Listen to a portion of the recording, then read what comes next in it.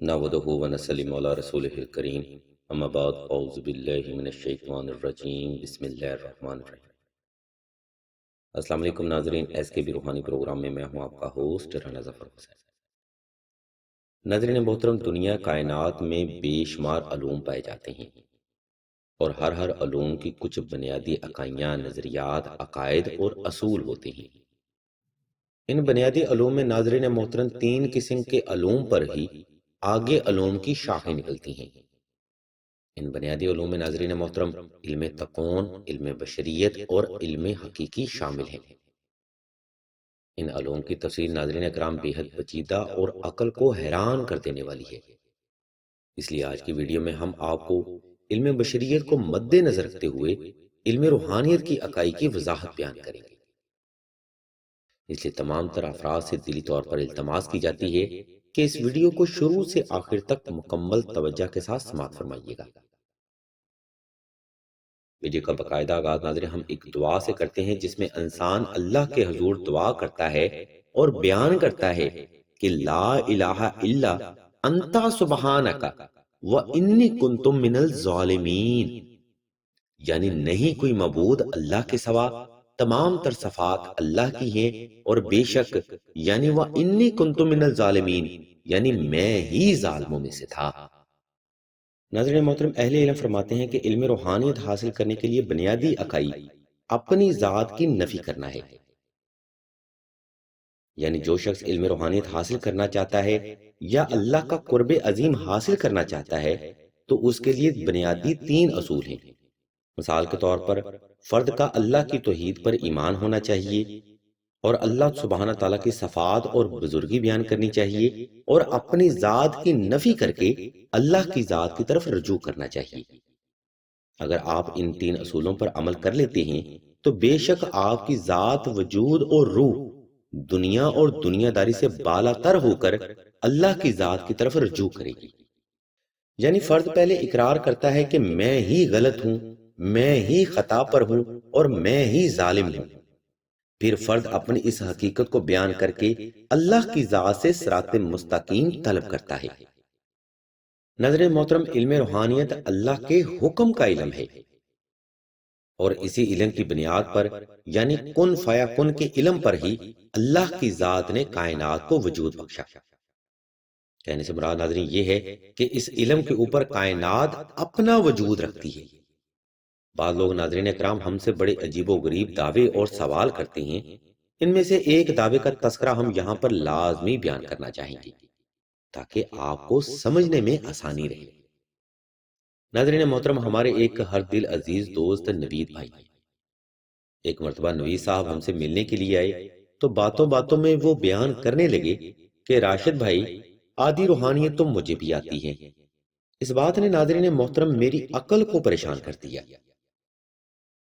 میں نے ڈرتے ڈرتے نوید بھائی سے پوچھا کہ اگر آپ کو آدھی روحانیت آتی ہے تو مجھے اپنا شاگرد رکھ لیں اور اپنے قدموں میں جگہ عنایت فرمائیں، بلکہ میں تو ناچیز ہوں، اگر آپ کو آدھی روحانیت آتی ہے تو ہم اپنے پیر و مرشد استاد کو یعنی سید عابد رضا کو آپ کا شاگرد بنا دیتے ہیں۔ یہ بات سن کر ناظرین محترم نوید بھائی ذرا شرمندہ ہوئے، اور پھر انہوں نے اس بات کی وضاحت پوچھی کہ آپ کہنا کیا چاہتے ہیں؟ تو میں نے نہایت ادب کے ساتھ جواب دیا کہ جناب محترم، روحانیت اللہ کا علم ہے۔ اس علم کی وضاحت کے لیے آپ یہ سمجھ لیں کہ روحانیت کا علم ایک سمندر ہے، اور انسان کی مثال بالکل ایسے جیسے کہ چڑیا کی چونچ میں چند پانی کے قطرے، اور یہ چند پانی کے قطرے بھی ناظرین محترم انبیاء کرام کے نصیب میں ہوتے ہیں۔ جب نوید صاحب نے یہ حقیقت سنی تو ان کو اندازہ ہوا کہ انہوں نے کیا بات بیان کی۔ تو ناظرین محترم، یہ بات ذہن میں رکھیے کہ اگر آپ نے چند لفظ سیکھ کے یہ نظریہ قائم کر لیا ہے کہ آپ بڑی توپ چیز ہیں، تو یہ محض آپ کی خوش فہمی اور وہم کے سوا کچھ نہیں ہے۔ ناظرین محترم، یہاں پر ایک مثال ہم وضاحت کے لیے بیان کرتے چلیں کہ آپ نے کبھی بکریوں کا ریوڑ دیکھا ہوگا۔ بکریوں کی تعداد ناظرین محترم بہت زیادہ ہوتی ہے، جن کے پیچھے ایک گڈریا مسلسل سفر کر رہا ہوتا ہے۔ بکریاں جب ایک کھیت میں موجود بوٹیوں کو کھانے کے لیے بڑھتی ہیں بکریاں جب ایک کھیت میں موجود بوٹیوں کو کھانے کے لیے بڑھتی ہیں تو گڈریا یا بکریوں کا مالک ان کو چھڑی سے مارتا ہے، پھر بکریاں خود بخود ہی سیدھے رستے پر گامزن ہو جاتی ہیں۔ غورطلب بات ناظرین یہ ہے کہ پھر بکریاں سیدھے رستے پر گامزن ہو جاتی ہیں۔ بکریوں کو ناظرین محترم جب یہ سزا ملتی ہے تو بکریاں سوچتی ہیں کہ ان کا مالک ان کے ساتھ ظلم کر رہا ہے، لیکن ناظرین فطرت سے مجبور ان بکریوں کو یہ پتہ نہیں ہوتا کہ یہ سزا ملنا، رستہ روکنا یا رکاوٹ کھڑی کرنا ہی ان کے لیے بھلائی کا باعث ثابت ہوتا ہے۔ بالکل اسی طرح انسان کو جب اس کے نظریات کے مطابق منزل سامنے نظر آ رہی ہوتی ہے تو اللہ کی ذات اس کے رستے میں رکاوٹ کھڑی کر دیتے ہیں تاکہ اس کا بندہ غلط رستے کی طرف نہ جائے، لیکن فطرت سے مجبور انسان بھی اسی نہ حاصل ہونے والی منزل کے لیے کوشش کرتا ہے اور اللہ کی ذات سے شکوہ کرتا نظر آتا ہے۔ یاد رکھیے ناظرین، جب بھی انسان نے اپنے نفس یعنی کہ خواہش کی نفی کر کے اللہ کی ذات کی طرف رجوع کیا تو اس رجوع کے دوران ہی اللہ کی ذات فرد پر روحانیت کا دروازہ کھول دیتے ہیں، جو کہ آپ کے علم و شعور، فہم و فراست، نظریات، عقائد، سوچ، فکر و عقل میں اضافے کا سبب بنتا ہے۔ ناظرین محترم، علم روحانیت میں فرد اللہ کی ذات کی طرف رجوع کرتا ہے، اور اگر یہ رجوع کامل ہو جائے تو اس پر دنیا کا کوئی بھی قانون اور کوئی بھی نظریہ امپلیمنٹ نہیں ہوتا۔ اس کی مثال ناظرین ہم کچھ اس طرح سے بیان کریں گے کہ فرض کریں کہ آپ ایک گیند کو ہوا میں پھینکتے ہیں، فزکس اور گریوٹی کے اصول کے مطابق وہ گیند زمین پر ہی واپس آئے گی، لیکن اگر کوئی فرد علم روحانیت میں عبور رکھتا ہے یا طالب علم ہے تو اگر وہ فرد ہوا میں گیند پھینکے گا تو وہ گیند تب تک واپس نہیں آئے گی جب تک وہ فرد نہ چاہے۔ کہنے سے مراد ناظرین یہ ہے کہ جو فرد علم روحانیت حاصل کر لیتا ہے اس فرد پر اس ڈیمینشن کا کوئی بھی لا امپلیمنٹ نہیں ہوتا۔ اس لیے عام فہم لوگ ایسے معاملات کو کرشمات کا روپ بنا لیتے ہیں۔ ناظرین محترم، یہاں تک ہم نے آپ کو اپنے عطائی علم کے مطابق یہ بتانے کی کوشش کی ہے کہ علم روحانیت کیا ہے۔ یہ رائے ناظرین محترم آسان فہم ہے جو کہ ہم نے اپنے بزرگوں کے تجربات اور مشاہدات سے اخذ کی ہے۔ ناظرین محترم، یہ ہماری ذاتی رائے ہے، اس رائے سے آپ کا متفق ہونا ضروری نہیں۔ اسی کے ساتھ ہم ویڈیو کے دوسرے حصے کی جانب بڑھتے ہیں جہاں ہم آپ کو روحانیت کو گرو کرنے کا عمل سمجھائیں گے۔ اس لیے تمام تر سننے والے افراد سے توجہ کی بھرپور گزارش کی جاتی ہے۔ ناظرین محترم، اگر آپ اپنے اندر کی روحانیت کو گرو کرنا چاہتے ہیں تو اس کے لیے آپ نے سب سے پہلے 2 رکعت صلاۃ الحاجت نفل ادا کرنی ہے۔ ان نوافل کو ناظرین آپ نے صراط مستقیم حاصل کرنے کی نیت سے ادا کر لینا ہے۔ ان نوافل کو محبت سے ادا کرنے کے بعد آپ نے حسب تفیق صدقہ لازمی ادا کرنا ہے۔ صدقہ ناظرین محترم آپ نے صاحب ضرورت کو ہی تقسیم کرنا ہے۔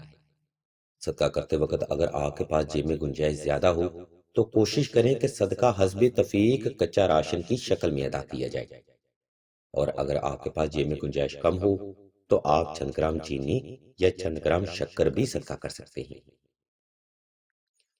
یہ عمل ناظرین محترم آپ نے اچھی اور معیاری خوشبو لگا کر کرنا ہے۔ صدقہ اور نوافل ادا کرنے کے بعد آپ نے کسی بھی وقت کسی بھی مقام پر تنہائی کا خاص اہتمام کر لینا ہے۔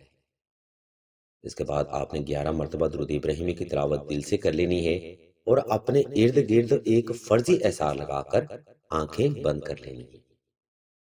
جب آپ کا وجود اور دل کی دھڑکن نارمل ہو جائے تب آپ نے اسم اللہ کو تصور کر لینا ہے۔ اس کے بعد آپ نے اسم یا اللہ کی تلاوت دل کی ہر دھڑکن کے ساتھ تقریباً 15 منٹ تک مسلسل جاری رکھنی ہے۔ 15 منٹ کے اس عمل میں آپ کی توجہ ناظرین محترم پل بھر بھی اسم اللہ سے غافل نہیں ہونی چاہیے۔ اگر آپ 15 منٹ کی اس ترتیب پر چند دن عمل کر لیتے ہیں تو انشاءاللہ آپ کا ذکر قلبی جاری ہو جائے گا، یعنی آپ کا دل خود بخود ہر لمحہ ہر وقت آپ کی اجازت کے بغیر اللہ کا ذکر کرتا رہے گا۔ اہل علم فرماتے ہیں کہ ذکر قلبی کا جاری ہونا یہ امر ثابت کرتا ہے کہ روحانیت کا دروازہ آپ پر کھل چکا ہے۔ روحانی کا دروازہ خود پر کھولنے کے لیے اور بھی ناظرین کئی طریقے استعمال کیے جاتے ہیں، جن میں شمع جلانا، سوئی کا نکا، موم بتی جلانا، آئینہ دیکھنا وغیرہ شامل ہیں۔ لیکن اہل علم فرماتے ہیں کہ اس میں سے افضل ترین طریقہ کنسنٹریشن کا ہے۔ ناظرین محترم، آج کی ویڈیو یہاں پر تمام ہوتی ہے۔ اس ویڈیو میں ہم نے آپ کو اپنے ناقص عقل کو مد نظر رکھتے ہوئے یہ بتانے کی کوشش کی ہے کہ علم روحانیت کیا ہے اور علم روحانیت کیسے حاصل ہو سکتی ہے۔ ہم امید کرتے ہیں کہ آج کا روحانی اور علمی پروگرام آپ کو حصول حاجت کے لیے پسند آیا ہوگا۔ اگر آپ کو مزید ایسے روحانی اور علمی پروگرام درکار ہوں تو آپ ہمارے اس چینل آن لائن استخارہ آن فون کو سبسکرائب کر کے گھنٹی کے آئیکن کو پریس کر دیں اور آل کے آپشن کو بھی لازمی دبا دیں، تاکہ حصول علم کے لیے کوئی بھی روحانی پروگرام آپ سے مس نہ ہو سکے۔ اللہ تبارک و تعالیٰ کے حضور دعا کرتے ہیں کہ تمام مسلمانوں کو اپنے حفظ و ایمان میں رکھیں اور تمام مسلمانوں کی تمام نیک اور جائز حاجات کو صدقہ محمد وال محمد کی نسبت سے جلد پورا فرمائیں۔ آمین ثم آمین یا رب العالمین۔